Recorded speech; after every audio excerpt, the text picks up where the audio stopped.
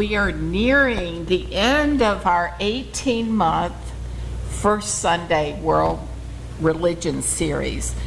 So we now arrive at the 1800s, when near the beginning of the century there was the flowering of Transcendentalist thought, and near its end was the first World Parliament of Religions. This was a century in which Unitarian thought left the fold of liberal Christianity and opened itself to the diversity of religious and spiritual exploration, the kind that we find in our congregations today. We have much for which to thank the Transcendentalists, a community of men and women who continue to be intellectual and spiritual mentors and whose work still influence spirituality and philosophy today. Our reading this morning, thank you, Karen. That's a hard one to do as a responsive reading, so we she made it much more understandable than responsive reading. So our reading was about the oversoul, and it frames perhaps one of the most well-known concepts in Transcendentalist philosophy. Emerson's expression of the belief in the essential oneness of nature suggests the concept of the oversoul as the very heart of Transcendentalism. The oversoul was believed to be the encompassing framework within which a person could understand her or his direct relationship with God, if one wishes to use that word, and with nature. Simply described, the oversoul was a kind of cosmic unity among humanity, God, and nature, a oneness of all reality. Our reading today was an excerpt from Emerson's essay on the oversoul, which was published in 1841. The development of Transcendentalist thought might be seen in some ways as a response to the Enlightenment. For while the Enlightenment focused on logical thinking and a rational engagement with the world, that approach to explaining reality didn't satisfy the human understanding that human beings always strive to make meaning in their lives rather than being just an intellect. The Transcendentalists offered a spiritual balance to a simply rational approach to life when they focused on human intuition and life experience that included the senses as a way of knowing and understanding the world. The Transcendentalists believe that the individual is the spiritual center of the universe, for in the individual could be found the clue to nature, history, and ultimately the cosmos itself. This was not a rejection of the existence of God or some higher unity, but an explanation of the world in terms of the microcosm of the individual. Here we find the core of the Transcendentalist focus on self-reliance and an emphasis on the ancient adage, know thyself.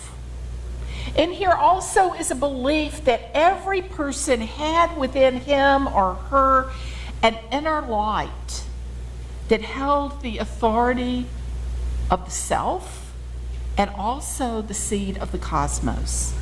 All knowledge then begins with self-knowledge, and we find an understanding that the individual psyche is in cosmic union with is in conscious union with the cosmic psyche, the oversoul, the life force, the prime mover, God.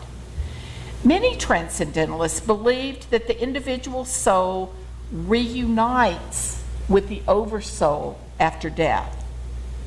But more important for the Transcendentalists than a concern about the afterlife was that one needed to be concerned about how one believed, what one's beliefs were, what your thoughts were, what your actions were in this life.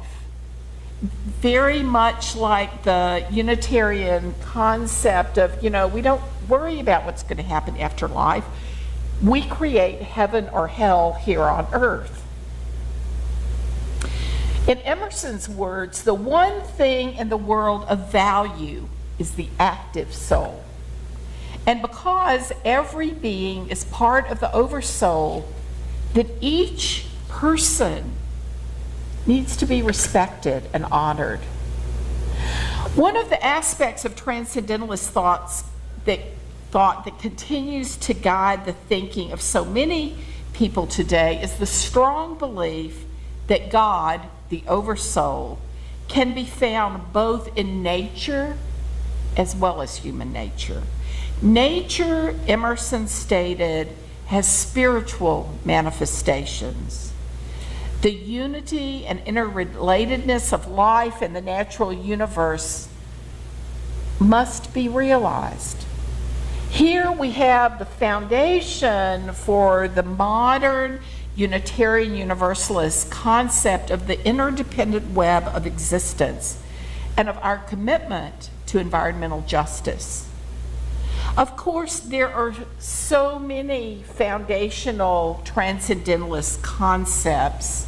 We could be here all day, but we've got lots going on this afternoon. But some of the concepts that many of us have heard about are civil disobedience, the equality of women and men in a time when that was not a priority, abolitionism, aesthetics, social experiments such as communal living. All of these concepts and thoughts were sort of before their time, but also helped move the modern age into existence because they challenge so many aspects of society in the 19th century. And thankfully, we've inherited much of their approach to free thinking as it relates to religion, philosophy, and civil engagement. By the mid-1800s, Transcendentalist thinkers like Emerson, Thoreau, William Ellery Channing, Margaret Fuller, and Theodore Parker broadened their religious exploration beyond the liberal Christian framework. So remember that before then, Unitarians and Universalists were on the very liberal fringe of Christian thought. But, Emerson and some of the other Transcendentalists pushed us to think outside that box. So future Unitarians now had permission to explore their own religion and philosophy instead of in the Christian fold, in the vessel of the whole world, in the world thinking. Many Unitarians and Universalists who read the writings of people like Emerson, Fuller, and Thoreau became very free thinkers. This became the groundwork for Unitarians in the 1800s to explore religiously and theologically such wide-ranging beliefs as humanism, spirituality, and Hindu philosophy. So I'd like for us to look at those three very briefly. Many of us in this room might consider ourselves humanist or atheist, but really these are relatively new threads in the tapestry of our faith tradition. And along with Transcendentalism, humanism emerged out of the Enlightenment as a theological option for Unitarians and Universalists in the 20th century. As Universalists and Unitarians became more religiously curious, a wide range of spiritual options also were commonly considered. We have humanism on one side of the search, and on the other side, which we don't talk about very much, was in the mid-1800s, an interest in the spiritualist movement. Today, of course, we sort of don't ever talk about that part but it's important to know the wide frame of reference of spiritual exploration in the 1800s. It's really rather remarkable. So for those Unitarians and Universalists who were interested in spiritualism, seances and the use of mediums were often common aspects of that religious exploration and belief. So while spiritualism isn't widely known and practiced today, I actually have an acquaintance in Athens who was ordained a spiritualist minister about 15 years ago and is a practicing chaplain. The Lilydale Center of Science, Philosophy, and the Religion of Spiritualism still resides and has for well over a century and a half in New York. And there's also the Cassadaga community in Florida. And these two centers continue to train spiritualist ministers and are a haven for a wide range of spiritual seekers. In the 1800s, some Unitarian and Universalist ministers became spiritualists.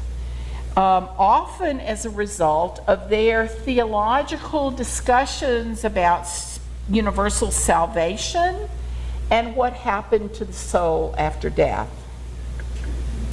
So the third interesting outgrowth of Transcendentalist religious exploration was their fascination with Hindu philosophy.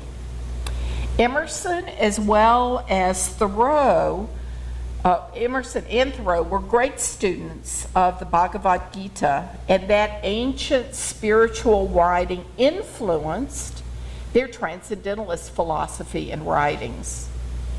In my study of the connection between Transcendentalists and Hindu philosophy, I learned that at the same time, Emerson and Thoreau were studying the Bhagavad Gita, Ramanujan Roy in India, who is considered the father of modern India, was studying the writings of the Transcendentalists. So there was this wonderful circular exchange of thought. And Roy believed that Hindus needed to return to a purified Unitarian system of belief as opposed to the polytheism of Hinduism that was prevalent in his day. And he was a great social activist for a change in India. So in the early 1800s, Roy had experienced, as you can imagine, a variety of missionary programs of different churches, Christian churches that had gone to India to convert the heathen. But he didn't find what he considered in the missionary teachings to be the true message of Jesus. And as a Renaissance man, he studied Christianity and the message of Jesus at great depth. So during his study, he came across the writings of Emerson, Channing, and Parker. And because he was very concerned about reform in his country, and he really latched on to the teachings of Jesus and the social justice movement at that time found in Unitarian thought as a potential foundation from which a reform of the caste system in India would be possible. And he also was the first real leader in India to try to abolish the the system of seti, where widows would throw themselves on the funeral pyre of their husbands. So after exploring Unitarian thought for several years, Roy founded the Brahmo Samaj, or the Society of God, which he hoped would be a new approach for reform and religious practice in India. One of the people whose father was part of that original movement of the Brahmo Samaj is Rabindranath Tagore. If you look in your hymnal, there are several amazing readings by Rabindranath Tagore. So as I continued my research the last couple of weeks on the connection between these two, between the Transcendentalists and the philosophical development of modern India, I found a very interesting article in India Today. And it's I want to read a quote, and it sort of gives a perspective of how Indians perceive Emerson, who was a Western thinker. So I quote, "Today, Emerson is honored as one of America's most influential and original thinkers. Yet few realize how extensively his work was suffused with Oriental philosophy, especially Hinduism. Long before Swami Vivekananda's famed sojourn to North America," and I'm going to stop here, Swami Vivekananda was one of the Hindu representatives at the 1893 Parliament of World Religions. So long before Vivekananda's famed sojourn to America, Emerson was subtly weaving Hindu thought into the fabric of his scholarly writing as if it were his own. In the minds of the Western intelligentsia, he plowed fertile fields of inspiration 50 years before Indian swamis traveled west to seed them. Another author and scholar, Maitreya, suggests that the Massachusetts mystic gave Hindus assurance and faith. Emerson appeals to the Oriental mind. He translates into the language of modern culture what was uttered by the sages of ancient India in the loftiest strains. He breathes a new life into our old faith, and he assures its stability and progress by incorporating it with other truths revealed or brought into prominence by the wider intellectual and ethical outlook of the modern spirit. Not only is Emerson acknowledged by modern-day scholars East and West as one of the world's greatest writers, he is also considered to be a primary influence in the development of North America's current open-mindedness toward religious tolerance, psychic interests, and ethical concerns. Now, I'm not sure we're as open as we were when this article, but that's not part of this service. So these observations from a relatively current Indian thinking shows the deep interfaith connections that have existed from the mid-1800s between Unitarians and Hindus. One of the leaders of the Brahmo Samaj, P.C. Mazumdar, authored a book called The Oriental Christ, which explored the non-Western nature of Jesus. I'm going to have to get that book.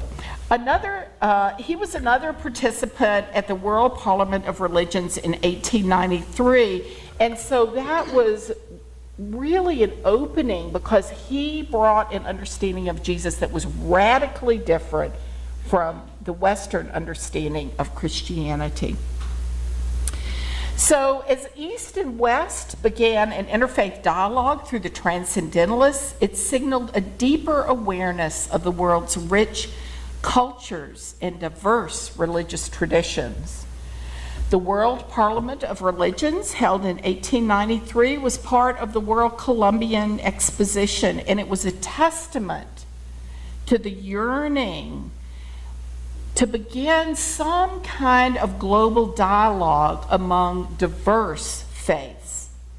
And Unitarians were key leaders in the organization of the 1893 Parliament. The 1893 Parliament marked the first organized gathering of representatives of Eastern and Western spiritual traditions. And today it's recognized as the birth of formal interreligious dialogue worldwide. I also want to highlight that absent from the 1893 gathering were Native American religious figures, Sikhs, and other indigenous and earth-centered religionists. It would not be until the 1993 Parliament that these religions and spiritual traditions would be represented. The conference did include new religious movements such as spiritualism and Christian Scientists. It was the first time that the Baha'is were mentioned in an interfaith gathering. As I mentioned, Hindu Swami Vivekananda brought Hinduism to that event along with other Hindus. Buddhist teachers from various traditions attended, as did Hazrat Inayat Khan, who brought Sufism to the West. It was a deep, rich sharing of the best of religious and spiritual traditions. And after that gathering, people really wanted to continue the dialogue, but we know that in just a few short years, the First World War came, the Depression, the Second World War, and so sadly, world events kept the gathering from happening until 1993 on its centennial. Since then, the World Parliament of Religions has met approximately 6 years in different parts of the world. This year, the meeting is in Salt Lake City, and I understand that 10,000 people from around the world will be gathering. So this sort of circles us back to the beginning of free thought among Unitarians and Universalists in the 1800s and Unitarian Universalists today. Interfaith dialogue and peace work are a core commitment for my life. I wear a bracelet that I've had on since last January from the Interfaith Youth Corps. It says, "We are better together." And I believe that. Attending the World Parliament of Religions this week has been one of my dreams for about 30 years. It's just that this is the first time it's been in the United States. So, like many Unitarian Universalists, I affirm its stated mission, which is to cultivate harmony among the world's religious and spiritual communities, and foster their engagement with the world and its guiding institutions in order to achieve a just, peaceful, and sustainable world. So this week, representatives will engage in discussions on such essential topics as climate change, violence against women, income disparity, violence, community building, peacemaking. There will be a large UU delegation and a large UU delegation from my Sufi community.